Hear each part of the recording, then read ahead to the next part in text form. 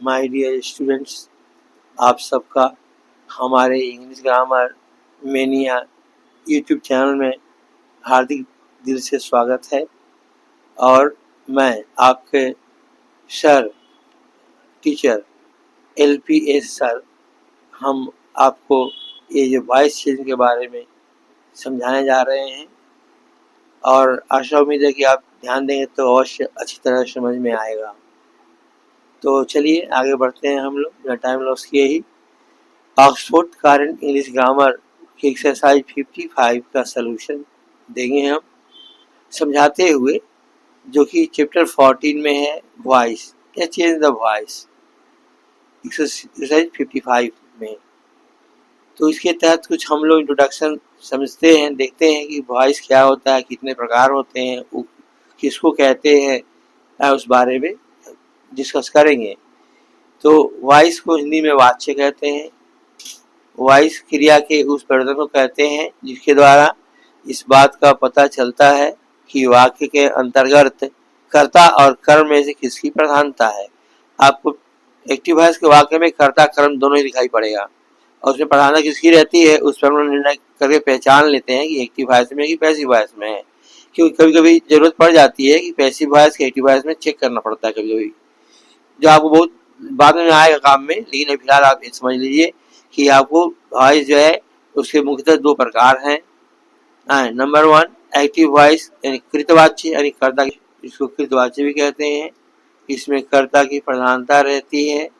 जबकि passive voice number 2 जो है पॉइंट, पैसिव वॉइस जिसको हम लोग कर्मवाच्य कहते हैं, इसमें कर्ता की जो है पैसिव स्थिति रहती है, निष्क्रिय रहता है और कर्म की प्रधानता रहती है। तो निम्नलिखित परिभाषाओं पर ध्यान दें।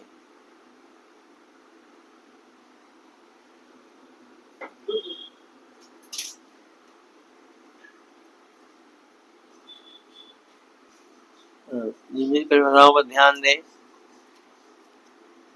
जो है आपका एक्टिव वॉइस, जब वाक्य के अर्थ से यह लगे कि वाक्य का कर्ता किसी कार्य को संपन्न करता है तो ऐसे वाक्यों में लगे वर्ब को एक्टिव वॉइस माना जाता है। जब पैसिव वॉइस में जब वाक्य के अर्थ से यह लगे कि कर्ता पर ही कर्म पर ही कोई कार्य संपन्न हो रहा है तो ऐसे वाक्य में लगे वर्ब को पैसिव में होना माना जाता है। माय डियर स्टूडेंट, आज हम लोग उपरोक्त ग्रामर का एक्सरसाइज 55 को पढ़ेंगे। इस एक्सरसाइज में प्रेजेंट टेंस के तीनों भाग यानी प्रेजेंट इंडेफिनिट टेंस, जिसे हम लोग सिंपल प्रेजेंट टेंस भी कहते हैं, number 2 present continuous tense, number 3 present perfect tense के है, जो कि सभी एक्टिव वॉइस के वाक्य हैं, जिसकी संरचना और इनके पैसिव वॉइस की वाक्य संरचना पर आप विशेष ध्यान दें।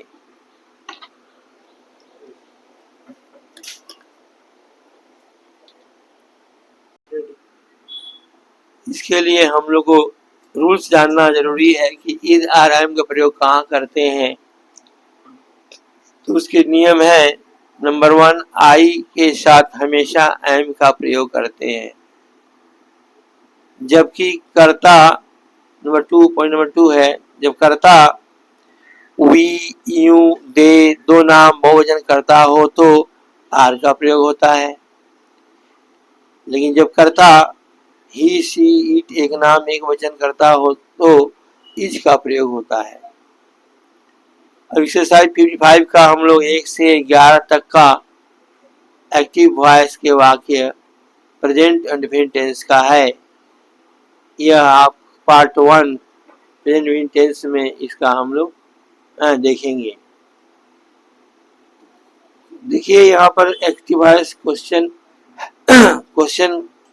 कॉलम है और नेक्स्ट जो कॉलम है लाइन खींचे हुए बीच से सेकेंड साइड का कॉलम जो है एक कॉलम पैसिव वॉइस का आंसर पार्ट है, जबकि इधर लेफ्ट साइड में एक्टिव वॉइस का एक क्वेश्चन पार्ट है।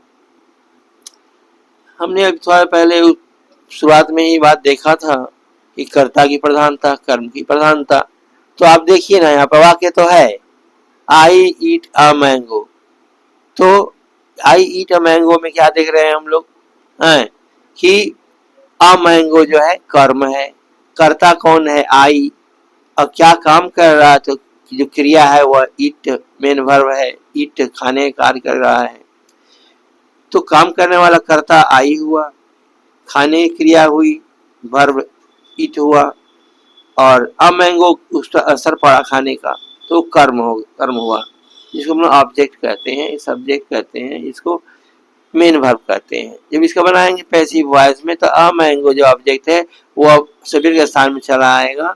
उसके बाद ईट का प्रयोग करेंगे, क्योंकि अ मैंगो एक वचन है, और ईट का थर्ड फॉर्म ईटेन, हमेशा थर्ड फॉर्म में प्रयोग करते हैं हम लोग वर्ब का। पैसिव जहाँ भी बनाएंगे, जैसे बनाएंगे आपको थर्ड फॉर्म यूज करना होगा वर्ब का। तो बाई ए हो गया, ईटेन, ईट से ईटेन हो गया, बाई, और एजेंट लगाएंगे तो एजेंट क्या है, आई है, आई का होता है मी, जो पिछले पेज में बता चुके हैं कि उसमें किस तरह से इंटरचेंज होता है प्रोनाउंस का। तो आइए नंबर 2 नंबर जो वाक्य है उसमें आई ईट मैंगोज है। यहाँ पर क्या है, आई सब्जेक्ट, ईट है वर्ब, मैंगोज है ऑब्जेक्ट। तो मैंगोज आ जाएगा अब सब्जेक्ट के स्थान पर, ऑब्जेक्ट आ जाता है सब्जेक्ट के स्थान पर। यहाँ मैं लिखा हूँ, तीर मार लिखा हूँ यहाँ पर। अब मैंगोज बहुवचन, इसीलिए आप आर का प्रयोग करेंगे। ईट का थर्ड फॉर्म ईटेन होगा, और बाई, और ये सब्जेक्ट आई का मी, एजेंट हो गया बाई मी। इस तरह से आई लव यू, नंबर 3 जो है एटिवाइज की सेंटेंस आई लव यू है। यू यहाँ पर क्या है, यहाँ पर यू ऑब्जेक्ट है, आई सब्जेक्ट है, लव क्या है, वर्ब है। तो ऑब्जेक्ट चले जाएंगे, सब्जेक्ट जगह पर क्या आ जाएगा, यू पहले ही आ जाएगा। यू संग में हमेशा आर का प्रयोग होता है, तो आर लिखेंगे यू आर।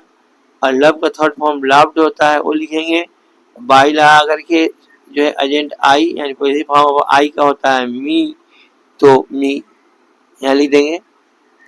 इस तरह से आप पैसिव वॉइस बन गया इसका। नंबर 4 है यू लव मी, यहाँ ऑब्जेक्ट मी है, मी क्या हो जाएगा आई। चेंज होने के बाद मैं पिछले पेज में बता चुका हूँ, तो वहां से आप देख लेंगे कि यहाँ पर मी है तो आई हो जाएगा, आई से हमेशा एम लगता है, आई एम हो जाएगा। लव का थर्ड फॉर्म लव्ड होता है, वो लिख लेंगे, और बाई लगा करके यू का तो यू ही रह जाता है, इंटरचेंज में यू लिख लेंगे। तो हो गया I am loved by you. Next है 5 नंबर, ही टीच हर। हर का क्या होता है, शी होता है, पॉजिटिव फॉर्म, हर से शी हो गया, और शी में ई से प्रयोग होता है, शी इज। और टीच जो है इसका टॉट हो गया।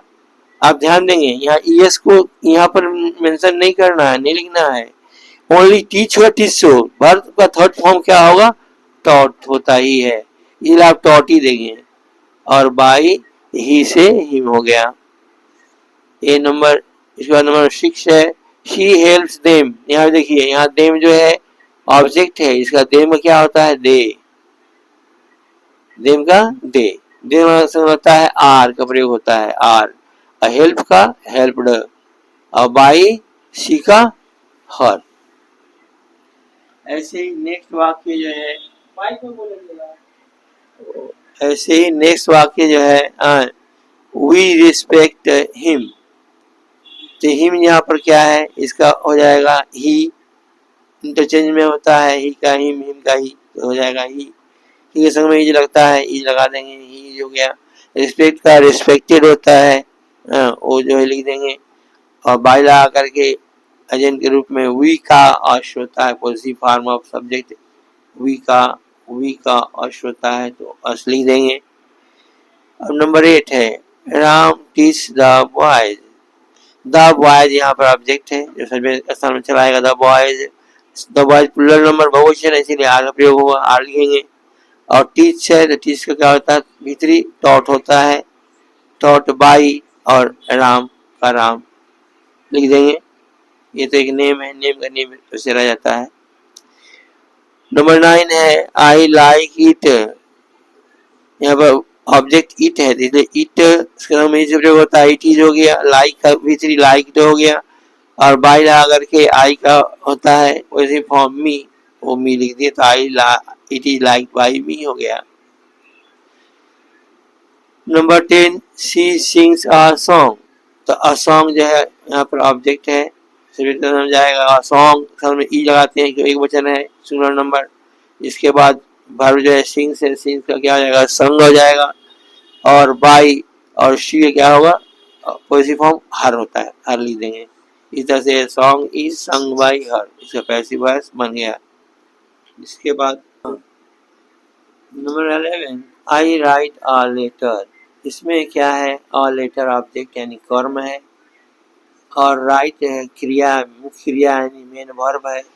M for man, B for verb, main verb यानी मुख्य क्रिया है, और आई क्या है, सब्जेक्ट यानी करता है। तो इसका जो हम लोग पहले ऑब्जेक्ट को ले लेंगे, अ लेटर सब्जेक्ट के स्थान में आ गया ऑब्जेक्ट, और ऑब्जेक्ट सब्जेक्ट के स्थान में आ गया। उसके अनुसार ए लेटर एक वचन है, इसीलिए हम ईच का प्रयोग करेंगे, और ईच के प्रयोग के बाद जो वर्ब का थर्ड फॉर्म राइट का रिटेन होता है, और रिटेन लिख देंगे। और बाई लगा करके ये जो है आई का मी होता है, वो लास्ट में ऑब्जेक्ट के स्थान पर चला जाएगा, पॉजिटिव फॉर्म ऑफ आई का मी हो जाएगा। ये जो वीडियो आज का इस समय तक का यहीं तक 11 तक है। नेक्स्ट वीडियो जो है आपको मिलेगा इसके बाद का। यदि आपका हमारा यह पढ़ाई पसंद आया हो तो ज़रूर इसको सब्सक्राइब करें, और अपने पसंद आया तो लाइक करें, और अपने दोस्तों में शेयर करें इसे। थैंक यू फॉर वाचिंग, और आपको इससे अच्छा वीडियो मिलता ही रहेगा। आप सब्सक्राइब और सब जरूर, कुछ काम है वो सब जरूर कर दीजिएगा, ताकि मेरा हर वीडियो आपको पहले समय अनुसार मिलता ही चला जाए। Thanks for watching. रखते हैं, नेक्स्ट सेंस में मिलते हैं नेक्स्ट वीडियो में। तब के लिए बाय बाय।